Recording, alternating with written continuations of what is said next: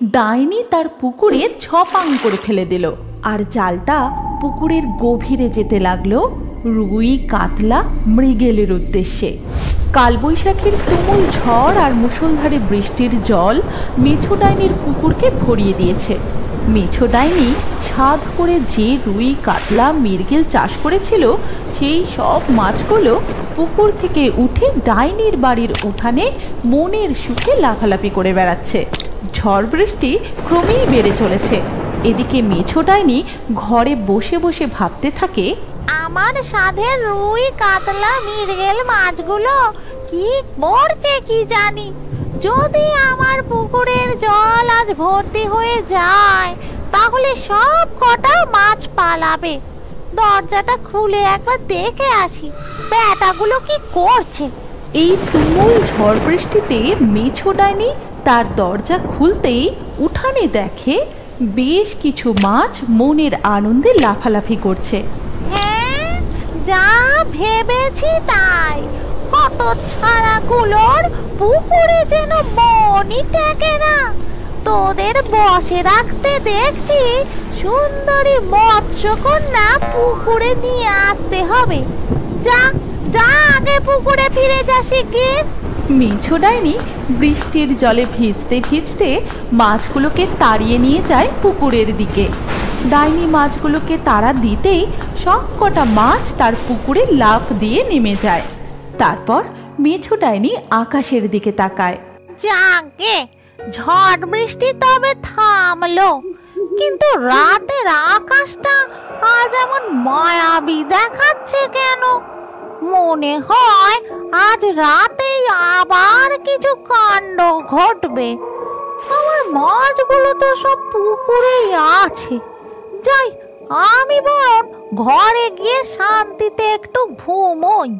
রাতের আকাশটা আজ মায়াবী। ডাইনি যেটা আভাস করেছিল সেটাই ঘটতে চলেছে। দূর আকাশ থেকে উড়ে আসছে দুই ইচ্ছাধারী পরী। এই নীলিমা পরী, দেখ ওই কুঁড়ে ঘরের পাশে একটা কত বড় পুকুর। আমরা তো সেই কখন থেকে উড়ে উড়ে আসছি। আমি খুব ক্লান্ত, আমাদের একটু বিশ্রাম নেওয়া উচিত। আর আশেপাশেও তো কোনো জনবসতি দেখছি না, আমাদেরকে কেউ দেখতে পাবে না।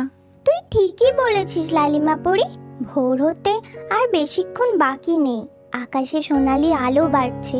আমাদের বিশ্রামের খুবই প্রয়োজন। সত্যি আর উঠতে পারছি না। আমরা বরং এখন বিশ্রাম নিয়ে রাতে আবার উড়ে আমাদের গন্তব্যে রওনা দেব। কিন্তু নীলিমা পরি, ওই বাড়ির কোনো মানুষ যদি আমাদের দেখে ফেলে তাহলে কিন্তু বিপদ হবে। আমরা বরং মৎস্যকন্যার ছদ্মবেশ ধারণ করে সোজা ওই পুকুরের জলে গভীরে গিয়ে আশ্রয় নিই। চলো।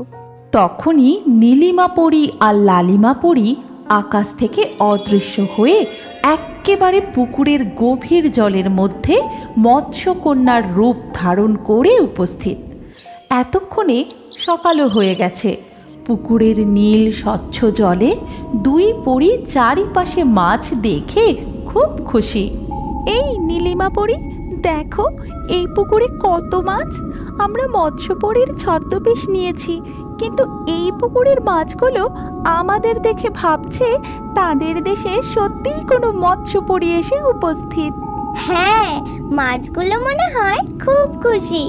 আমাদের দেখে এদিক ওদিক ঘুরে বেড়াচ্ছে, কিন্তু দেখছি কেউ সাহস করে আমাদের কাছে ঘেঁষছে না। সকাল হতেই মেছো ডাইনি তার ঘর থেকে বেরিয়ে পুকুর পাড়ে এসে হাজির। পুকুর পাড়ে দাঁড়িয়ে ডাইনি কি যেন বিড়বিড় করে বলছে। সেই দিনে সাধ করে ছিপ ফেলে মাছ ধরতে গেলুম, বড় কাতলাটা এমন টান মারলো গেল আমার ছিপটা ভেঙে।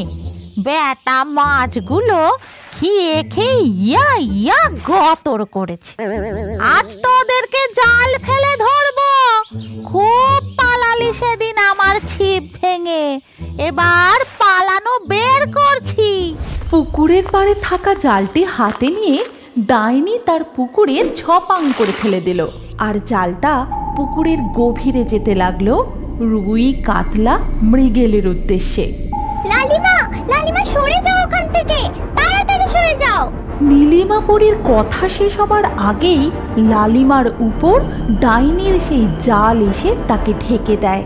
এ কি, এই মাছ ধরার জাল কোথা থেকে এলো? এই জলের মধ্যে আমি এমন বন্দি হলাম কেন? নীলিমা পরি, আমায় মুক্ত করো, আমার বড় ভয় করছে, মুক্ত করো আমাকে নীলিমা পরি, নীলিমা পরি। আমরা দুজনই যে ইচ্ছাধারী পড়ি, আমাদের কাছে যে আর কোনোই মায়াবী শক্তি নেই। কি যে করি কিছুই বুঝতে পারছি না। নীলিমা পরি, আমায় যে এই জালে করে কেউ টেনে উপরের দিকে নিয়ে যাচ্ছে, তাড়াতাড়ি রক্ষা করো আমায়, এই জাল থেকে মুক্ত করো আমায় নীলিমা পরি। আহা, মনে হয় আজ আবার সেই বড় কাতলাটা জালে পড়েছে। কি শক্তি বাবারে, টেনে তুলতেই পারছি না জালটা। খেয়ে খেয়ে যা গতর করেছে, বেটাকে টেনে তুলি, তারপর ভেজে মনের সুখে খাবো। মেছো ডাইনি তার সর্বস্ব শক্তি দিয়ে ধীরে ধীরে জালটা টেনে তুলতে থাকে। আমি আমার সর্বস্ব শক্তি দিয়ে এই জাল টেনে পুকুরের আরো গভীরে নিয়ে যাওয়ার যতই চেষ্টা করছি, ততই আমার হাত উপরে শক্তির কাছে অসাড় হয়ে আসছে। আর আর হয়তো তোমায় বাঁচাতে পারলাম না লালিমা। ডাইনি তার জাল টেনে টেনে প্রায় সবটাই জল থেকে তুলে ফেলেছে। এখন স্পষ্ট দেখা যাচ্ছে তার জালে আজ কি ধরা পড়েছে। ও মা, এটা আমি কি দেখছি? অর্ধেকটা মায়াবী সুন্দরী মেয়ে, আর অর্ধেকটা কেমন যেন মৎস্যের মতো। তবে কি আমি যা ভাবছি এই প্রাণীটা সেটা নয় তো? যাই যাই, ঘর থেকে দৌড়ে আসবটিটা নিয়ে আসি। মেছো ডাইনি তার জালে পড়া ওই অদ্ভুত জীবটিকে দেখে মনের আনন্দে লাফাতে লাফাতে তার ঘরের দিকে চলে যায়। এদিকে ঠিক তখনই লালিমা পরীর মাথায় বিদ্যুৎ বেগে এক ফন্দি খেলে যায়। আচ্ছা বন্ধুরা, তোমরাই বলো তো, তাহলে লালিমা পরীর আজ কি হতে চলেছে? ডাইনি কি আসবটি দিয়ে তাকে, নাকি অন্য কিছু হতে চলেছে? কমেন্টে তোমাদের ভাবনাটা অবশ্যই জানাও আমাদের। একদিন এক কিং কোবরা রাস্তা ভুলে গিয়ে সুরমেই জঙ্গলে এসে উপস্থিত হয়। এই সুরমেই জঙ্গলে তেমন কেউ খুব একটা আসতো না। এই জঙ্গলে অদ্ভুত অদ্ভুত সব ঘটনা ঘটতে থাকতো, সেই জন্য কেউই এই জঙ্গলের পথে আসতো না। কিন্তু সে এসে পড়েছিল। রাস্তা হারিয়ে ফেলার পর সে একটা বড় জলাশয়ের কাছে এসে উপস্থিত হয়। কিংকোবরা ক্লান্ত হয়ে সেই জলাশয়ের পাশে শুয়ে পড়ে এবং সেইখান থেকে জলও খায়। তারপর তাকে চমকে দিয়ে তার সামনে এসে একটি সুন্দর জলপরী উপস্থিত হয়। সেই জলপরীর গোটা শরীর জুড়ে অনেক অনেক গয়না এবং অনেক দামি পোশাক ছিল, যেটা দেখে ওই কিং কোবরার তো খুব লোভ বেড়ে যায়। সে ওই জলপরীর শরীর থেকে সমস্ত গয়না আর দামি পোশাকটা ছিনিয়ে নিতে চাইছিল। তাই সে সময় নষ্ট না করে সেই কিং কোবরা জলপরীর উপরে হামলা করে দেয় এবং জলপরীকে জড়িয়ে ধরে। কিন্তু ঠিক সেই সময় সেখানে একটি ড্রাগন এসে জলপরীকে সাপের হাত থেকে মুক্ত করে এবং নিজের মুখ থেকে আগুন বার করে ওই কিং কোবরাটাকে মেরে ফেলে। আপনি চিন্তা করবেন না রাজকুমারী মোহিনী, আমি যতদিন আছি ততদিন আপনার কেউ ক্ষতি করতে পারবে না। তবুও যদি কেউ আপনার ক্ষতি করার চেষ্টা করে, আমি তাকে মেরে ফেলবো। আর আপনাকেও নিজেকে রক্ষা করতে শিখতে হবে, আর তাতে আমি আপনাকে সাহায্য করব।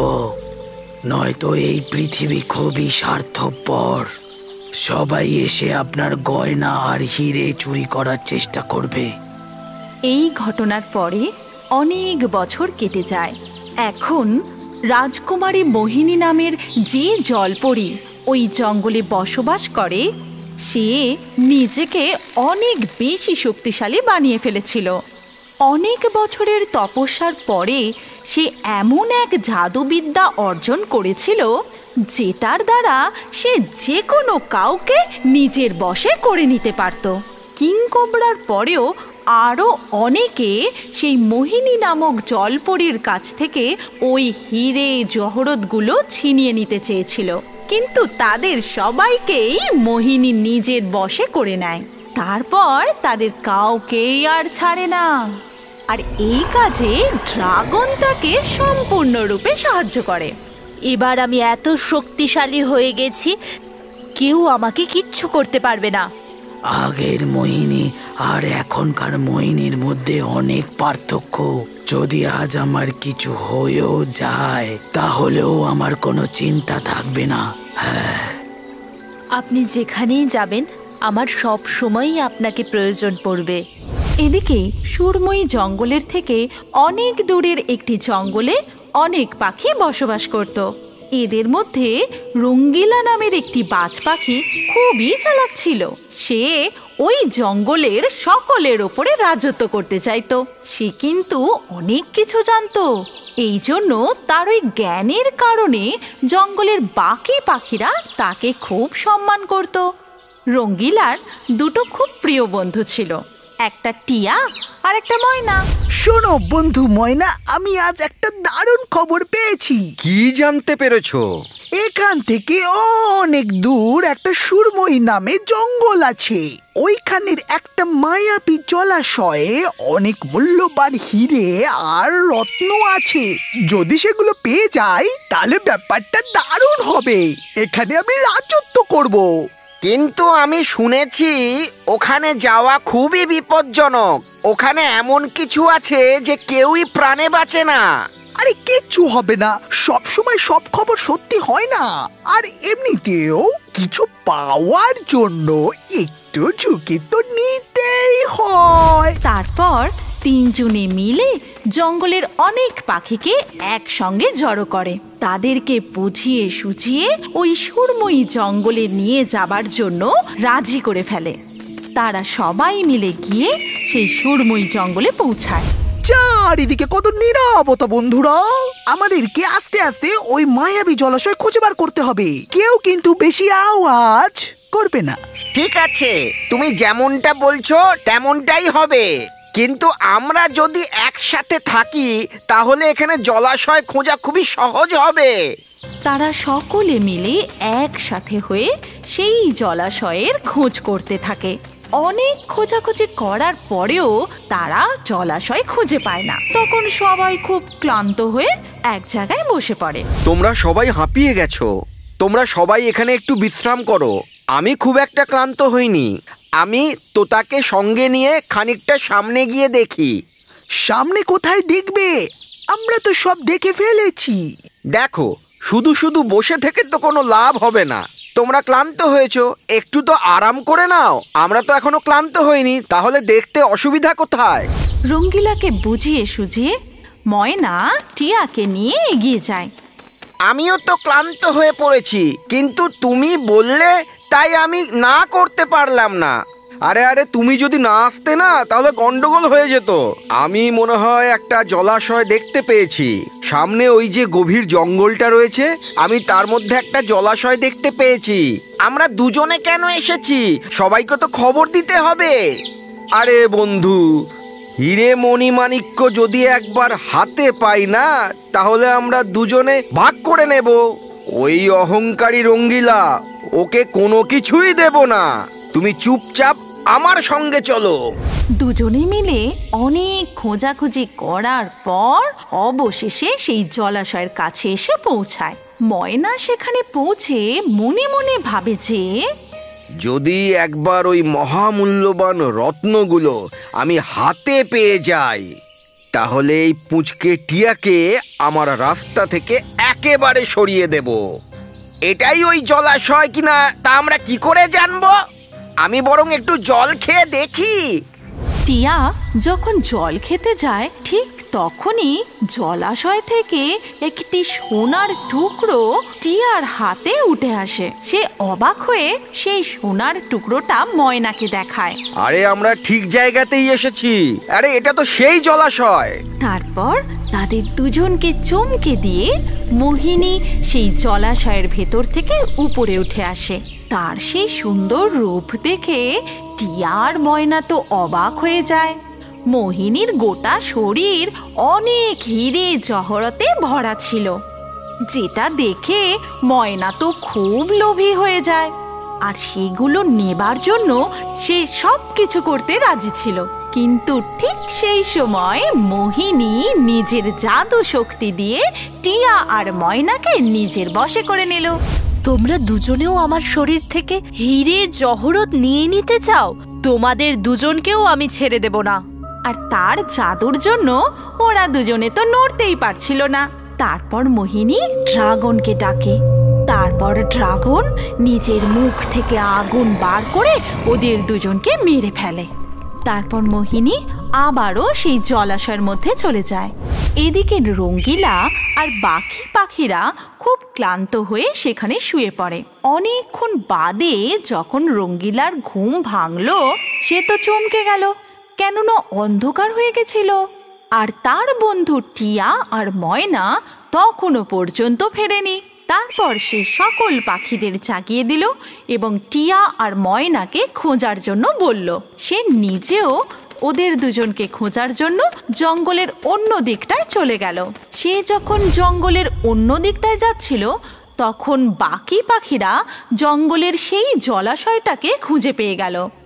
আর তাদেরও ওই টিয়া আর ময়নার মতনই অবস্থা হলো। ঠিক সেই রকম ভাবেই মোহিনী তাদেরকেও নিজের বশে করে নিয়েছিল। তারপর মোহিনীর ড্রাগন এসে নিজের মুখ থেকে আগুন বার করে তাদেরকেও সেইভাবেই মেরে ফেলল। তখন রঙ্গিলা একেবারে একা হয়ে গেল, আর সে বারবার রাস্তা হারিয়ে বারবার একই জায়গায় ফিরে আসছিল। সবাই কোথায় গেল? অনেক অন্ধকারও হয়ে গেল। কি করব, কোথায় যাব? জঙ্গল থেকে বেরোবই বা কি করে? জানি না সবাই কোথায় চলে গেল। সে যখন মনে মনে এই কথা ভাবছিল, তখনই হঠাৎ করেই একটা চিল উড়ে এসে তার সামনে দাঁড়ায়। দেখো, তুমি কে সেটা আমি জানি না। দেখো, এখানে থাকা তোমার জন্য একেবারেই ঠিক নয়। যত তাড়াতাড়ি পারো এখান থেকে চলে যাও। আমি আর আমার বন্ধুরা মিলিয়ে এখানে একটা মায়াবী জলাশয় খুঁজছিলাম, যেই জলাশয়ে অনেক হিরে আর মণিমুক্ত আছে আমি শুনেছি, কিন্তু ওই বন্ধুদের আমি খুঁজে পাচ্ছি না। মনে হচ্ছে আমরা সবাই পথ হারিয়ে এদিক ওদিকে চলে গেছি। আমার মনে হয় না যে তোমার সঙ্গীরা এখনো পর্যন্ত বেঁচে আছে। আর এখানে এই রকম কোনো মায়াবী জলাশয় নেই। এখানে মোহিনী নামে এক মায়াবী মৎস্যকন্যা এই জলাশয়ে থাকে। ওর কাছে অনেক অনেক হিরে মণিমাণিক্য আছে। তুমি ওগুলো সবই নিতে পারবে না, কেননা মোহিনী কাউকেই ছেড়ে কথা বলে না। আমি ওই হিরে আর মণিমুক্ত নিয়েই এখান থেকে যাব, নয়তো এখান থেকে কোথাও যাব না। ঠিক আছে, যেমন তোমার ইচ্ছা। আমি শুধু তোমাকে এইটুকুই সাহায্য করতে পারি, যাতে তোমার উপর মোহিনীর কোনো জাদু কাজ করতে না পারে। ও কখনো তোমাকে নিজের বশে আনতে পারবে না। অনেক বছর তপস্যা করার পর আমি এই শক্তি অর্জন করেছি। চিলের থেকে আশীর্বাদ নিয়ে রঙ্গিলা সেখান থেকে উড়ে যায় এবং কিছুক্ষণের মধ্যেই সেও সেই জলাশয়ের কাছে গিয়ে পৌঁছায়। মোহিনী, বাইরে আয়। তুই আমার বন্ধুদের মেরেছিস, ছাড়বো না, বাইরে আয়। রঙ্গিলা বাজির কথা শুনে মোহিনী সেই জলাশয় থেকে বেরিয়ে আসে। তার সেই সুন্দর রূপ, আর হিরে জহরত দেখে রঙ্গিলা তো খুবই অবাক হয়ে যায়।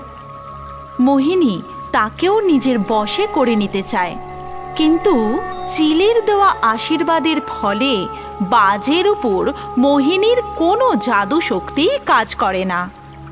এইটা দেখে মোহিনী তো খুব রেগে যায়। আমার রূপের জাদুতে কেউ আজ পর্যন্ত বাঁচতে পারেনি। তুই কে? এক্ষুনি আমি তোকে আমার বশে করে নেব, আর তারপর আজকেই তোর শেষ দিন হবে। আমার সোনা হিরেগুলোকে হাত লাগানোর কথা ভাবলি কি করে? তুমি আমার কিচ্ছু করতে পারবে না। তোমার এই সৌন্দর্য দিয়ে আমাকে বশে আনতে পারবে না। আমার তো তোমার গায়ে লেগে থাকা সোনার মণিমাণিক্যের সাথে সম্পর্ক। রঙ্গিলার উপর তার কোনো জাদুই কাজ করছিল না। এটা দেখে মোহিনীও খুব ভয় পেয়ে যায়। তারপর সে ড্রাগনকে আবারও ডাকে। ড্রাগন এইসব দেখে সেও খুব রেগে গেল এবং নিজের মুখ থেকে আগুন বার করে রঙ্গিলাকে জ্বালিয়ে দিতে গেল। কিন্তু তার আগেই রঙ্গিলা ড্রাগনের উপরেই আক্রমণ করে দিল এবং নিজের ঠোঁট দিয়ে ঠুকরে ঠুকরে ড্রাগনকে আহত করে দিল। তখন মোহিনী একেবারে একলা হয়ে যায়। আর এই সব দেখে মোহিনী তো মনের দুঃখে জলাশয়ের মধ্যে চলে গেল। পালিয়ে কোথায় যাবে? তোমরা আমার বন্ধুদের মেরেছো, আমিও তোমার বন্ধুদের মেরে দিয়েছি। এবার চুপচাপ তোমার সব মণিমাণিক্য হিরে আমাকে দিয়ে দাও। আর রঙ্গিলার কথা শুনে মোহিনী আবারও জলাশয় থেকে বেরিয়ে আসে। কিন্তু তার এত বছরের পুরনো বন্ধু মারা যাওয়াতে সে খুবই দুঃখী ছিল আর খুব কাঁদছিল।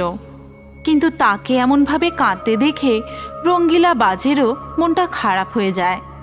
তুমি আমার বন্ধুদের মেরেছো, আর তোমার শরীরে হিরে মণিমাণিক্য দেখে আমি লোভী হয়ে গেছিলাম। আমাকে ক্ষমা করে দাও, আমি তোমার বন্ধুকে মেরেছি। দাঁড়াও, আমিও আমার সঙ্গীর সাথে মিলে অনেক জনকে মেরে ফেলেছি, কারণ সবাই আমার থেকে এইসব দামি জিনিস ছিনিয়ে নিতে চেয়েছিল। কিন্তু তুমি আমাকে একা ধরা সত্ত্বেও কিচ্ছু করনি। তার উপরে তুমি লোভী হওয়ার কারণে আমার থেকে ক্ষমা চাইছো। তার জন্য আমি তোমাকে আমার শরীর থেকে একটা দামি হীরের হার দিচ্ছি। এই কথা বলে মোহিনী নিজের গলা থেকে একটি হার বার করে রঙ্গিলার গলায় পরিয়ে দেয়। তারপর সবাইকে চমকে দিয়ে মোহিনী একটা সুন্দর টুনিয়া পাখিতে পরিণত হয়। ধন্যবাদ, তোমার জন্য আজকে আমি অভিশাপ থেকে মুক্ত হতে পারলাম। আমাকে অভিশাপ দিয়েছিল যে আমি যতক্ষণ না পর্যন্ত নিজের শরীর থেকে কাউকে কোনো হিরে জহরত দিচ্ছি ততদিন আমি এই জলাশয় মৎস্যকন্যা হয়ে থেকে যাব। তুমি আমাকে আজকে অভিশাপ থেকে মুক্ত করলে। আমাকে ধন্যবাদ দিও না, আমি তোমার জন্য লোভ থেকে মুক্তি পেয়েছি। ওটাও কম কিছু নয়। তোমার জন্যই আমি বুঝতে পেরেছি যে লোভ করা খুবই খারাপ কাজ। আমাকে এখন ছেড়ে যেও না, আমি এখানে একা থাকতে পারবো না। আমাকেও তোমার সাথে নিয়ে চলো। ঠিক আছে ঠিক আছে, এবার থেকে আমরা দুজন একসাথেই থাকবো। তারপর দুজনে চিরকালের জন্য সুরময়ী জঙ্গল ছেড়ে দিয়ে চলে যায় আর একসাথে খুব আনন্দ করে থাকতে শুরু করে। একটু দাঁড়াও, তোমার জন্য সুখবর আছে। তাড়াতাড়ি তোমার নাম কমেন্টে লিখে দাও। নাম লিখে এই রিও বার্ডস চ্যানেলটি যে সাবস্ক্রাইব করবে তার নাম দিয়ে পরের কার্টুন ভিডিওটা বানানো হবে। আর এখন স্ক্রিনের উপরে এই যে ভিডিওটা আসছে এটাই ক্লিক করলে পরের ভিডিওতে তুমি দেখতে পাবে লাকি ড্র থেকে কার কার নাম বাছাই করা হয়েছে। তাড়াতাড়ি ক্লিক করো, এই পরের ভিডিওতে তোমারও নাম থাকতে পারে।